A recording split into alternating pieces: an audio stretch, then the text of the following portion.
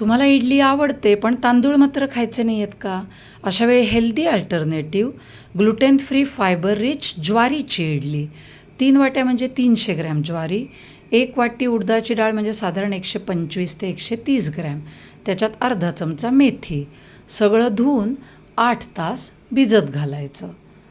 वाटताना ज्वारी आणि उडदाच्या डाळीत आवश्यक तेवढं पाणी घालून अगदी बारीक वाटून घ्यायचं.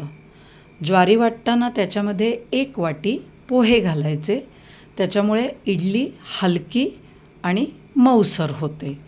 वाटलेली दोन्ही पिठं हाताने छान एकत्र करायची आणि 8 तास फर्मेंट व्हायला म्हणजेच आंबवायला ठेवून द्यायची.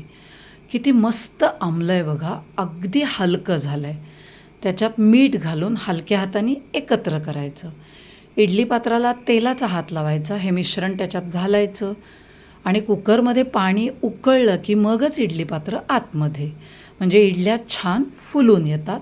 15 ते 20 मिनटं ह्या इडल्या वाफवल्या की कोमट असताना अशा काढायच्या, अगदी सहज निघतात आणि केवढ्या जाळीदार आणि हलक्या झाल्यात बघा.